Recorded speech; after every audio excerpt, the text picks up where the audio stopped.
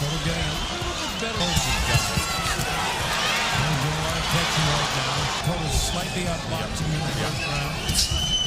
Got a beautiful counter shot like that. Yeah. Oh, there he goes. And that's a knockdown now. Manny coming forward. Oh, that's a solid knockdown. Kovalev's hurt. Kovalev's down. Kovalev's out. It's over. That fast. There's fifth gear. Canelo is the light heavyweight champ. Hindi natin may tatanggi na isa po itong si Saul Canelo Alvarez sa mga pinakamauhusay na boksingero ngayon dito sa palakasan na kung tawagin ay boxing, na kung saan nagawa niya ngang mapagharian ng super middleweight division at naging kauna-unahang the undisputed world champion sa mga Mexicanong mga boksingero. Kaya naman naging mukha rin ng boxing itong si Canelo Alvarez sa kanyang kapanahunan. Kung inyo pong matatanong mga idol, bakit nga ba hindi nakalaban itong si Saul Canelo Alvarez, ang ating pambansang kamao Manny Pacquiao sa kanyang era?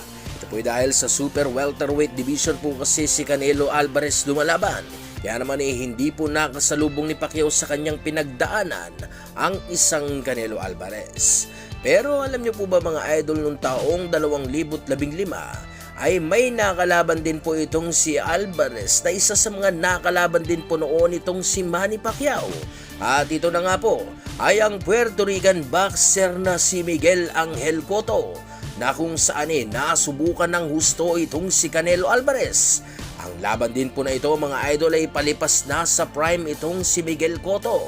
Pero kahit na ganun pa man mga idol, ay nagawa pa rin itong si Miguel Cotto na mapahirapan sa kanilang naging laban ang isang Canelo Alvarez. Kahit kilala bilang isang knockout puncher itong si Canelo, ay hindi umubra ang lakas nito para pabagsakin ang isang Miguel Cotto sa kanilang naging sagupaan. Kaya naman panoorin po natin ang ilang highlights ng labanang Cotto at Alvarez. Alvarez is the sort of guy that's bouncing on his toes.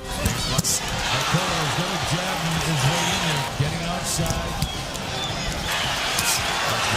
He went with the right hand, set him up with a couple of jabs. He's got to jab him off. If he can't let him get that close, it's because he does it.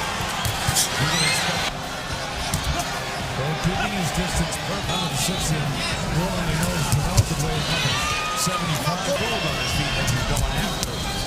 Canelo is up on his toes with his gliding. And he looks, Cotto just has to cut the ring off. Cotto's going to shot line. And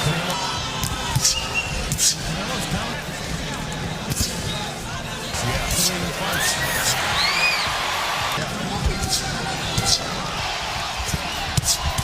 Good right now. It's late in the fight. He looks his back. I thought he followed with another shot. That's the punch to the feet of his head. But boy, it sure looked good. It's his left hand when he pulls it back. And the big right hand that did catch him was because of that. Good shot from Cotto. You gotta keep throwing. You gotta keep throwing. Over just like that. Solid shots to the body down. He's gonna sneak off this left shoulder. Cotto doing a nice job jabbing and boxing. The jab with that hard right hand behind him. It's great for Canelo because he's going to sneak off this left shoulder. Cotto doing a nice job jabbing and boxing right now. Canelo in no rush, is still totally relaxed. Definitely is going to knock it over. Solid right hand. He waits as Cotto comes in. But still, Alvarez looks much close to the bell. That's it. Tuwang-tuwa itong si Canelo Alvarez nang magawa niyang ma-outbox sa kanilang naging laban itong si Miguel Cotto. Kahit na alam naman natin na wala na sa prime itong si Miguel Cotto nung nakalaban ni Alvarez, na ibang-iba na sa Miguel Cotto na nakalaban itong si Manny Pacquiao. Kaya naman atin naman pong panoorin ang laban na kung saan po garoti talaga ang inabot nitong si Miguel Cotto sa mga kamao ng ating pambansang kamao. Stands between him and that. And almost a 3-1 underdog. Miguel Cotto tonight was to use the jab. One-dimensional slugger. Finish, it seems. And the jab in the face. Much more deliberate fight from Pacquiao. Next left hand. Cotto absorbs a combination. I thought Miguel Cotto fought a beautiful round, and there he dug a He's a left. natural left-hander. Body head. Not reverting right away, getting into a slugfest. There's that left hook. Fight those guys that were southpaws. They have Judah as southpaw. Still was able to land big shots. Big combination. Absolutely. Beautiful combination by Pacquiao. Love it. Big combination. Big hook by Cotto. Here comes Cotto. It looks like. Left hook lands for Cotto. You're exactly right, Rich. And he's abandoned going to the body, which was Pacquiao. Clearly, this is the most Pacquiao's been hit in the last 10, but Pacquiao answers with just been made, Nick, on Cotto's body attack, but Cotto, but back.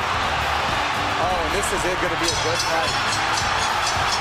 Sa round 3 ay pinamalas na nitong si Pacquiao ang lakas ng kanyang kaliwa para sa gayon ay tibagin ang malakas na Puerto Rican. Torres, he knows how to beautiful counter shot like Pacquiao. Oh, there he goes. That's a knockdown now. Manny coming forward. Oh, that's a solid knockdown. Nakarecover naman agad itong si Cotto. Kaya lamang ay hindi alam ni Cotto na dito na pala magsisimula ang bagsik na ipapakita ni Pacquiao. Driving the champion. Uppercut. Now he's bullying Pacquiao there. That's the right thing for him to do. If you shouldered him off, Yes, a lot of heart, wasn't it? Come up with it in a motion. Okay. Wag mo siyang pabayaan. Sure. well, that'll Here comes Cotto. It looks like. Left hook lands for Cotto. You're exactly right, Rich. And he's abandoned going to the body, which was Pacquiao. Clearly, this is the most Pacquiao's been hit in the last 10, but Pacquiao answers with just been made, Nick, on Cotto's body attack, but Cotto, but back. Nanindigan itong si Cotto na siya ang mas malaki at mas malakas sa kanila ni Pacquiao. Kaya naman katakot-takot na pressure at opensa ang ginagawa nitong si Cotto para ilagay sa rope itong si Pacquiao. Pero hindi na malaya ni Cotto na ang kaliwa ni Pacquiao ay makakalusot sa kanyang depensa na naging dahilan para mapabagsak niya itong si Cotto sa pangalawang pagkakataon. Oh, a 10-8 round again. Sa pagkakataong ito ay nakuha na agad ni Pacquiao ang pace ng laban dahil sa dalawang 10-8 round. Seventh class. He's been dropped twice. and that's a Pacquiao hold. Slugfest with him. Cotto wants to make it a war, it looks like. Left hook lands for Cotto. Traded. Pacquiao, pardon me, Cotto would get the The fight was now an intense battle at close distance. beautiful body shot. Those are those sneaky body shots. There's another class. Trade like this and really put on a show. Here comes Pacquiao on big. high quality stuff. This is boxing at its highest level. Read The power. Pacquiao answering what has to do to win. Oh, he got hit flush. And possibly, a big shot by Cotto. Big return fire from Cotto. Bahagya nang umatras si Cotto at hindi na nakipagsabayan pa kay Pacquiao. Ito'y dahil sa alam kasi nitong si Cotto na napaka-peligroso ang makipagsabayan sa ating kababayan. Seventh. And you can hear it. Sa round na ito ay nagmistulang lanta ng gulay itong si Cotto, mga idol. Turn things around. And now a measure. Oh, and now the change. Another flurry. Manny Pacquiao taking complete control of the fight, doing it there with speed and